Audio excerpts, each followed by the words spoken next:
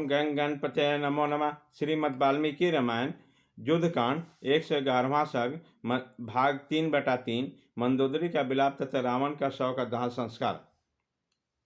इस प्रकार विलाप करते हुए मंदोदरी के नेत्रों में आंसू भरे हुए थे।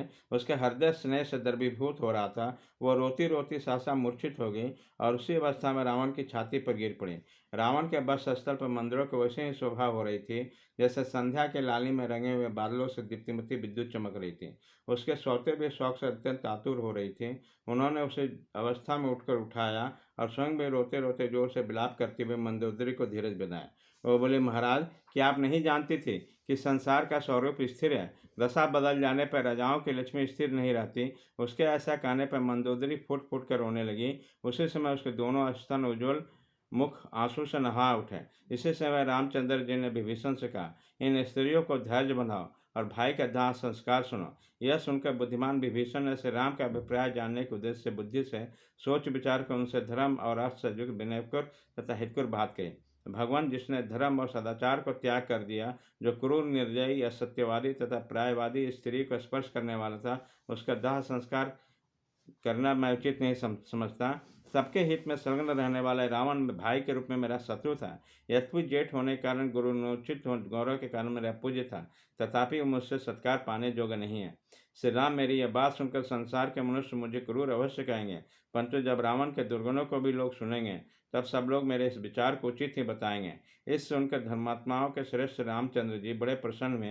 वह बातचीत करने में बड़े प्रवीण थे। अंततः बातों का अभिप्राय समझने वाले विभीषण से इस प्रकार बोले, राक्षस राज, मुझे तुम्हारा भी प्रिय करना है, क्योंकि तुम्हारे प्रभाव से मेरी जीत हुई है। अतः अवश्य मुझे तुमसे उचित बात कहना चाहिए था। सुनो, वह निशाचर भले अधर्मी असत्यवादी था, परंतु संग्राम में सदा ही तेजस्वी बलवान और सुरवीर रहा। सुना है इंद्र आदि देवता भी उससे प्राप्त नहीं कर सके थे।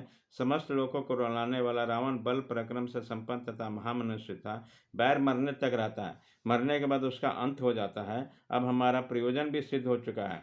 अतः इस समय जैसे वह तुम्हारा भाई है वैसे मेरा है, इसलिए इसका दाह संस्कार करो। महाभाव, धर्म के अनुसार रावण तुम्हारी ओर से शीघ्र ही विधि पूर्वक दाह संस्कार प्राप्त करने के योग्य है। ऐसा करने से तुम यश के भागी होगे। श्री रामचंद्र जी के इस वचन को सुनकर विभीषण युद्ध में मारे गए अपने भाई रावण के दाह संस्कार की शीघ्रतापूर्वक तैयारी करने लगे। राक्षस राज विभीषण ने लंकापुरी में प्रवेश करके रावण के अग्निहोत्र को शीघ्र ही विधि पूर्वक समाप्त किया। उसके बाद सकट, लकड़ी, अग्निहोत्र की अग्नियां, जग कराने वाली पुरोहित, चंदन काठ, अन्य विभिन्न प्रकार की लकड़ियां, सुगंधित अगर, अत्यंत सुंदर गंधपूर्ण पदार्थ, मणि, मोती और मूंगा, इन सब वस्तुओं का एकत्र किया। फिर 2 घड़ी में राक्षसों घिरे हुए शीघ्र वहां चले आए। तदंतर माल्यवान के साथ मिलकर उन्होंने दाह संस्कार की तैयारी का सारा कार्य पूर्ण किया। भांति भांति के बाद घोषों द्वारा स्तुति करने वाला मागधों ने जिनका अभिवंदन किया, राक्षस राज रावण को शव को रेशमी वस्त्र से ढककर उसे सोने के दिव्य विमान में रखने के पश्चात राक्षस जातीय ब्राह्मण वहां नेत्रों में आंसू बहाते हुए खड़े हो गए। उन शिविकाओं को विचित्र पताकाओं तथा फूल से सजाया गया, जिससे विचित्र शोभा धारण करते थे। विभीषण आदि राक्षस उसे कंधे पर उठाकर तथा अन्य सब लोग सूखे हाथ काठ में लिए दक्षिण दिशा में शमशान भूमि की ओर गए। यजुर्वेदी याजकों द्वारा ढोई हुई त्रिविध अग्नियों प्रज्वलित हो उठी। वह सब कुंड में रखी हुई थी और पुरोहित उनके शव के आगे आगे चल रहे थे। अंतपुर की सारी स्त्रियां रोती हुई तुरंत शव के पीछे चल पड़ी। वह सब लड़खड़ाती हुई जान पड़ी। आगे जानकर रावण को विविध विमान को एक पवित्र स्थान पर रखकर अत्यंत दुखी हुए विभीषण आदि राक्षसों ने मल्ल, चंदन काष्ठ, पद्मक शरीर तथा अन्य प्रकार के चंदनों द्वारा वेदों से विधि से चिता बनाई और उसका रंको नामक मृग का श्रम बिछाया। उसके पर राक्षस राज का शव को सुलाकर उन्होंने उत्तम विधि से उसका पितृमेध दाह संस्कार किया। उन्होंने चिता के दक्षिण पूर्व में वेदी बनाकर उसको यज्ञ स्थान में अग्नि को स्थापित किया। फिर दधी मिश्रित घी से भरी हुई सुनवहा रावण के कंधे पर रखा। इसके बाद पैरों पर संकट और जांघों पर उत्खनन रखा तथा काष्ठ के सभी पात्र, रानी, उत्तरानी और मुसल आदि को भी यथास्थान रख दिया। वेदोक्त विधि और महर्षियों द्वारा रचित कल्पसूत्रों में बचाई हुई प्रणाली से सारा कार्य हुआ।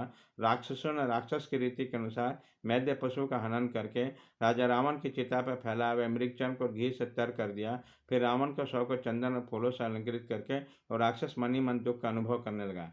फिर विभीषण के साथ अन्य राक्षसों ने भी चिता पर नाना प्रकार के वस्त्र और लावा बिखेरे। उस समय उनके मुख पर आंसुओं की धारा बह चली।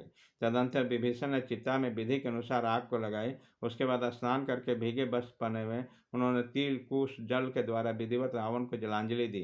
तत्पश्चात रावण की स्त्रियों को बारंबार सांत्वना देकर घर चलने के लिए उन्होंने विनय किया। महल में चलो, यह विभीषण का आदेश सुनकर सारी स्त्रियां नगर में चली गई। स्त्रियां के पुरी में प्रवेश कर जाने के बाद राक्षस राज विभीषण से रामचंद्र जी के पास आकर विनीत भाव से खड़े हो गए। श्री राम भी लक्ष्मण सुग्रीव तथा समस्त सेना के साथ शत्रु का वध करके बहुत प्रसन्न थे। ठीक उसी तरह जैसे ब्रजधारी इंद्र वृत्रासुर को मारकर प्रसन्नता का अनुभव कर रहे थे। तदंतर इंद्र के दिए हुए धनुष बाण और विशाल कवच को त्याग कर शत्रु का दमन कर देने के कारण रोचक भी छोड़कर शत्रुसूदन से राम ने शांत भाव धारण कर लिया।